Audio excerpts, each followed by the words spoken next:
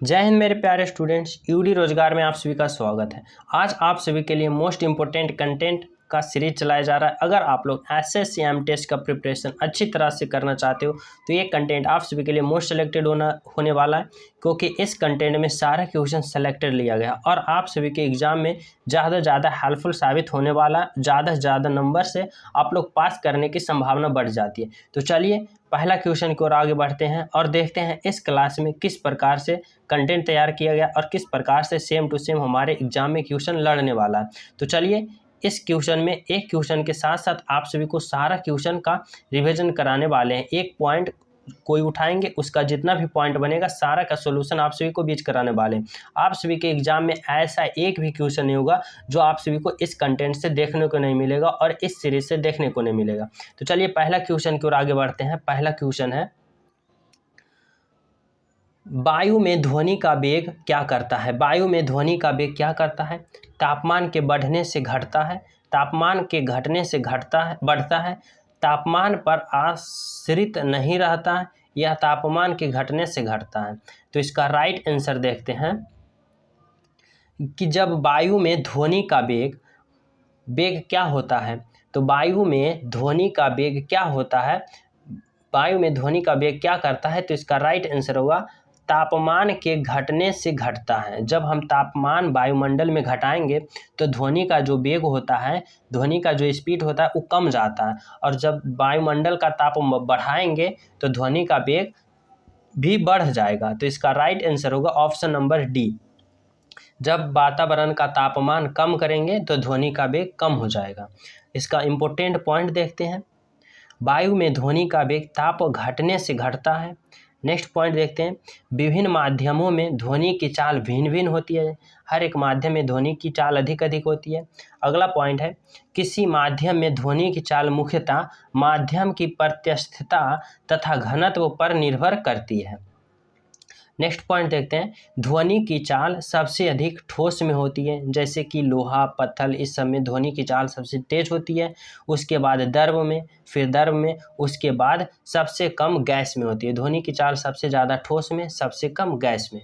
अगर बात करें वायु में ध्वनि का वेग तो 332 मीटर पर सेकेंड, 332 मीटर पर सेकेंड इसका राइट आंसर होता है। अगर जल की बात करें तो जल में ध्वनि की चाल 1483 मीटर पर सेकेंड।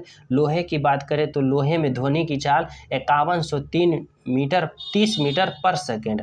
ध्वनि की 3 लक्षण होती है कि क्या क्या होता है, तो ध्वनि का 3 लक्षण होता है जिसमें तीव्रता, त्वरत्व और गुणता पर निर्भर करता है। आप सभी को सारा इंपॉर्टेंट पॉइंट समझ में आ गया होगा कि जब वायुमंडल की ताप हम बढ़ाएंगे तो ध्वनि की चाल बढ़ेगा, वायुमंडल की ताप घटाएंगे ध्वनि की चाल घटेगी। नेक्स्ट क्वेश्चन है, सौर प्रणाली का आविष्कार किसने किया था? सौर प्रणाली का आविष्कार किसने किया था? न्यूटन ने, कोपरनिकस ने, जॉन हैडली ने या फिर गैलीलियो ने? तो सौर प्रणाली का आविष्कार किसने किया था? इसका राइट आंसर देखते हैं। तो सौर प्रणाली का आविष्कार किसने किया था? इसका right answer option number C, Copernicus इसका राइट आंसर होगा। इसका इंपॉर्टेंट पॉइंट देख लेते हैं। इसका इंपॉर्टेंट पॉइंट, सौर प्रणाली का आविष्कार कोपरनिकस ने किया था। कोपरनिकस ने किया था। भू केंद्रीय सिद्धांत किसने किया था? ब्लाडियस ट्रोमी, जो कि 140 ईस्वी में दिया था। नेक्स्ट है, इस सिद्धांत को सूर्य केंद्रित सिद्धांत भी कहा जाता है। कैप्लर ने ग्रहों के कक्षाओं के नियम का खोज किया था। कैप्लर ने ग्रहों के कक्षों का नियम का भी खोज किया था। भू केंद्रीय सिद्धांत के अनुसार पृथ्वी को वायुमंडल का केंद्र भी कहा जाता है। नेक्स्ट क्वेश्चन है, फ्यूज तार की प्रकृति होती है। फ्यूज तार की प्रकृति क्या होती है? उच्च प्रतिरोध और निम्न गलनांक द्रव्यमान, उच्च प्रतिरोध और उच्च द्रव्यमान, निम्न प्रतिरोध और उच्च द्रव्यमान, या फिर निम्न प्रतिरोध और निम्न द्रव्यमान। तो फ्यूज तार की प्रकृति किस प्रकार की होती है? तो फ्यूज तार, जो घर में फ्यूज तार लगा होता है उसका प्रकृति देखते हैं कैसा होता है। तो फ्यूज तार की प्रकृति, इसका राइट आंसर होगा ऑप्शन नंबर ए, जो कि उच्च प्रतिरोधकता होता है, प्रतिरोधकता उच्च होता है एवं निम्न गलनांक होता है, गलनांक निम्न होता है। इसका मोस्ट इंपोर्टेंट पॉइंट देखते हैं, फ्यूज के तार में टीन, जो कि 63%, सीसा 37% का मिश्र धातु का बना होता है। अगला पॉइंट देखते हैं, फ्यूज तार को सदैव परिपथ के साथ श्रेणी क्रम में जोड़ा जाता है। फ्यूज तार को श्रेणी क्रम में जोड़ा जाता है फ्यूज के साथ। फ्यूज तार का गलनांक सबसे कम होता है। आमीटर की बात करें तो विद्युत धारा को एम्पियर में मापने के लिए आमीटर नामक यंत्र का प्रयोग किया जाता है। विद्युत धारा किससे मापा जाता है? एम्पियर से मापने के लिए आमीटर का प्रयोग किया जाता है। नेक्स्ट क्वेश्चन है, नाभिकीय रिएक्टर में निम्नलिखित में से कौन सा ईंधन का काम आता है? तो नाभिकीय रिएक्टर में कौन सा ईंधन काम आता है? कोयला, रेडियम, यूरेनियम या फिर डीजल। तो नाभिकीय रिएक्टर में कौन सा ईंधन काम में आता है?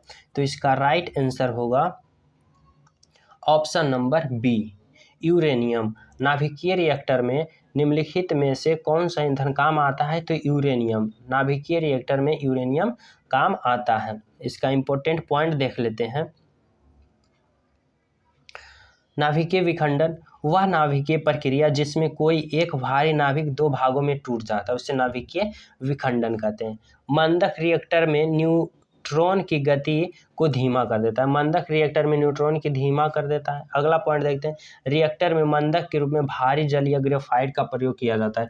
जब रिएक्टर में मंदक करना होता है तो भारी जलीय ग्रेफाइट का प्रयोग करते हैं। अगला क्वेश्चन है, निम्नलिखित में से कौन सा ग्रीन हाउस गैस है? ग्रीन हाउस गैस आप सभी को बताना है कौन सा है। ऑक्सीजन, कार्बन डाइऑक्साइड, नाइट्रोजन या फिर ओजोन।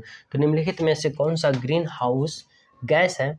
तो इसका राइट आंसर होगा कि निम्नलिखित में से कौन सा ग्रीन हाउस गैस है? तो इसका राइट आंसर होगा option number C, carbon dioxide. Carbon dioxide कौन सी गैस है? ग्रीन हाउस गैस है। CO2 में अधिक, इसका मोस्ट इंपोर्टेंट पॉइंट है, CO2 में अधिक मात्रा में ग्लोबल वार्मिंग का मुख्य कारण होता है। CO2 ठोस अवस्था में बर्फ है जिसे शुष्क बर्फ भी कहा जाता है। CO2 पृथ्वी से निकलने वाली ऊष्मा को रोकती है और इस कारण पृथ्वी गर्म अधिक होने लगती है। नेक्स्ट पॉइंट है, 1997 में व्योक्त प्रोटोकॉल के अधिक CO2 में गैस 1990 के स्तर से आधा करना लक्ष्य निर्धारित किया गया था।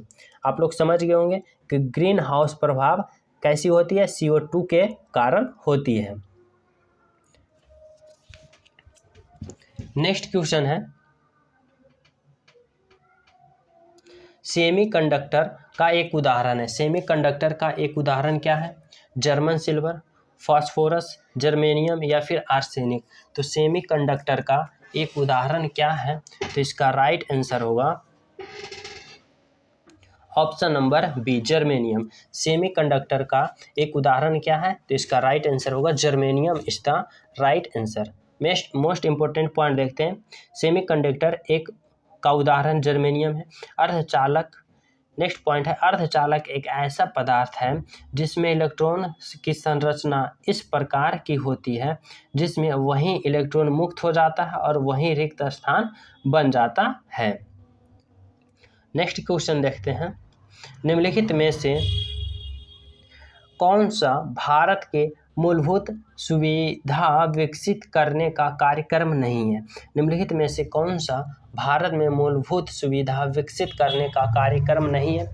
नेशनल हाईवे विकास कार्यक्रम, जवाहर नेहरू राष्ट्रीय शहरी नवीकरणीय मिशन या राजीव आवास योजना या महात्मा गांधी राष्ट्रीय ग्रामीण रोजगार गारंटी अधिनियम। तो निम्नलिखित में से कौन सा भारत के मूलभूत सुविधा विकसित करने का कार्यक्रम नहीं है?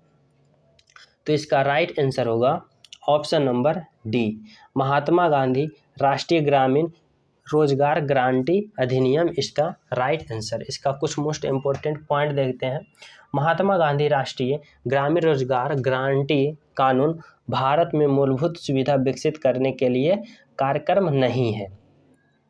नरेगा का नाम बदलकर 20 अक्टूबर 2009 में इसे बदला गया जिससे मनरेगा किया गया। जवाहर रोजगार योजना की बात करें तो 1989 में आया था। 10 लाख कुआं योजना 1988 से 89 में आया था। भारत निर्माणकारी योजना 2006 में आया था। इसका मोस्ट पॉइंट रहा। नेक्स्ट क्वेश्चन देख लेते हैं, सबसे अधिक आघातवर्धन कौन सी है? सबसे अधिक आघातवर्धन कौन सी है? चांदी, लोहा, सोना, प्लेटिनम। तो सबसे अधिक आघातवर्धन कौन सी है? तो इसका राइट आंसर होगा ऑप्शन नंबर बी, सोना। सोना सबसे ज़्यादा आघातवर्धन माना जाता है। इसका मोस्ट पॉइंट देख लेते हैं, प्राकृतिक में सबसे मुक्त अवस्था में सोना पाया जाता है। प्राकृतिक में सबसे मुक्त अवस्था में सोना पाया जाता है। यह विद्युत ऊष्मा का सुचालक है। विद्युत और ऊष्मा का सुचालक माना जाता है सोना। भारत सोना का सबसे बड़ा उपभोक्ता वाला देश है। शुद्ध सोना 24 कैरेट का होता है, या फिर आयरन पाइराइट को झूठा सोना या बेवकूफ़ सोना के नाम से भी जाना जाता है। आयरन पाइराइट को बेवकूफ़ सोना या फिर झूठ सोना कहा जाता है।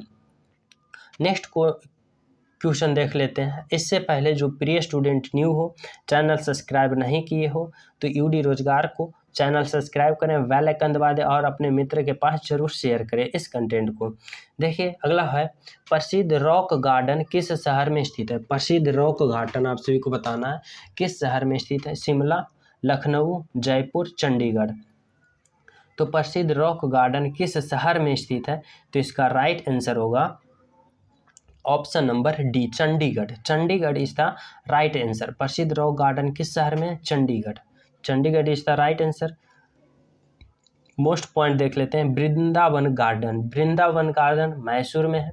रॉक गार्डन का निर्माण नेकचंद्र ने करवाया था। नेक्स्ट पॉइंट देख लेते हैं, मिंटो पार्क। मिंटो पार्क कहाँ है? इलाहाबाद। सेंट जॉर्ज किला कहाँ है? चेन्नई में। रोज गार्डन कहाँ है? चंडीगढ़ में। फोर्ट विलियम्स कहाँ है? कोलकाता में। या फिर वेधशाला टावर कहाँ है? केरल में। आप सभी समझ गए होंगे इसका मोस्ट पॉइंट भी। और तो रॉक गार्डन किस शहर में है? Option number D, Chandigarh is the right answer. अगला क्वेश्चन देख लेते हैं, 3D फिल्म देखने के लिए प्रयुक्त चश्मा कौन सा होता है? 3D फिल्म देखने के लिए प्रयुक्त चश्मा कौन सा आता है? केंद्रित लेंस, अवतल लेंस, उत्तर लेंस या पोलोरोइड। तो 3D फिल्म देखने के लिए चश्मा कौन सा होता है? तो इसका राइट आंसर होगा ऑप्शन नंबर डी, पोलेरोइड। पोलेरोइड चश्मा जो कि हम 3D फिल्म देखने में मदद करता है। इसका मोस्ट पॉइंट देखते हैं, पोलराइड प्रयुक्त होता है 3D फिल्म चश्मा 3D फिल्म देखने में। उत्तल लेंस द्वारा दूरदृष्टि दोष से पीड़ित व्यक्ति का चश्मा प्रयुक्त किया जाता है, और अवतल दर्पण से निकट दृष्टि दोष वाले व्यक्ति को चश्मा का प्रयोग किया जाता है।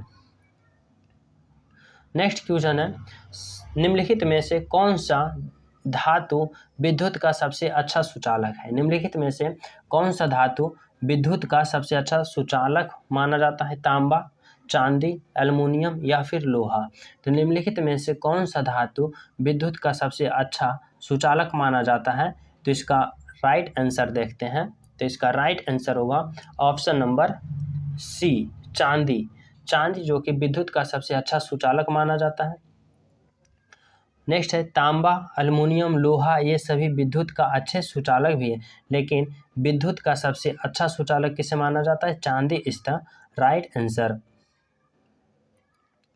नेक्स्ट क्वेश्चन है, डिटर्जेंट किस सिद्धांत पर सतहों को सफाई करता है? डिटर्जेंट किस प्रकार से, किस सिद्धांत पर सफाई करता है? श्यानता, प्रत्यानता या फिर पृष्ठना या प्लावन। तो श्यानता या फिर प्रत्यस्था, पृष्ठना या प्लावन, किस सिद्धांत पर डिटर्जेंट काम करता है? तो इसका राइट आंसर होगा ऑप्शन नंबर बी, पृष्ठना। पृष्ठना पर डिटर्जेंट जो कि सफाई करता है। नेक्स्ट पॉइंट है, श्यानता द्रव का वह गुणांक है जिससे द्रव की परतें को बीच अपेक्षिक गति या विरोध होता है। यह केवल द्रव या गैस में होता है। ताप बढ़ने पर द्रवों की श्यानता घटती है, लेकिन गैसों का बढ़ता है, तथा इसका यह सही मात्रक पॉइजन है। Poison is the right answer. Next है, आयात और निर्यात। आयात और निर्यात पर लगने वाला कर को क्या कहते हैं? आयात और निर्यात पर लगने वाले कर को क्या कहते हैं? आयकर, सीमा शुल्क, व्यापार कर या फिर उत्पादन कर। तो आयात और निर्यात पर लगने वाले कर को क्या कहते हैं? तो इसका राइट आंसर होगा ऑप्शन नंबर सी, सीमा शुल्क। सीमा शुल्क जो कि आयात और निर्यात वाले पर लगने वाला कर है। नेक्स्ट क्वेश्चन है, तंबाकू धूम्रपान करना स्वास्थ्य के लिए हानिकारक है क्योंकि इसमें क्या होता है? तंबाकू धूम्रपान करना स्वास्थ्य के लिए हानिकारक है क्योंकि इसमें क्या होता है? कार्बन मोनोऑक्साइड, निकोटीन या फिर पॉलीसाइट्रिक अरोमेटिक हाइड्रोकार्बन्स या उपयुक्त सभी। तो तंबाकू करना सेहत के स्वास्थ्य के लिए हानिकारक है। तो इसका कारण क्या है? तो इसका मुख्य कारण है ऑप्शन नंबर बी, इसमें निकोटीन पाया जाता है। तंबाकू में निकोटीन पाया जाता है जो कि स्वास्थ्य के लिए हानिकारक माना जाता है। निकोटीन तंबाकू उत्पादन सभी वस्तुओं में पाया जाता है। यह धीमा जहर का कार्य करता है जो कि मनुष्य के लिए कार्य करता है। इसकी अधिकता से मनुष्य की मौत हो जाता है। नेक्स्ट है, वयस्क मनुष्य में रक्त निर्माण होता है। वयस्क मनुष्य में रक्त निर्माण कहाँ होता है? हृदय में, लाल अस्थिमज्जा में, प्लीहा में या फिर पीत अस्थिमज्जा में। तो वयस्क मनुष्य में रक्त का निर्माण कहाँ होता है? तो इसका राइट आंसर होगा ऑप्शन नंबर सी, लाल अस्थिमज्जा में। वयस्क मनुष्य में रक्त का निर्माण लाल अस्थिमज्जा में होता है। लाल अस्थिमज्जा इसका राइट आंसर। रक्त का पीएच की मान करें तो 7.4 होता है। तो आज के लिए मोस्ट इम्पोर्टेंट क्वेश्चन का कंटेंट इतना ही रखते हैं। मिलेंगे अगले नेक्स्ट वीडियो में नेक्स्ट सीरीज के साथ। जब तक अगर अभी तक जो प्रिय स्टूडेंट चैनल सब्सक्राइब नहीं किए, चैनल सब्सक्राइब करके बेल आइकन दबा दें और वीडियो को जरूर शेयर करें। Thank you for watching video वाला स्टूडेंट्स। जय हिंद।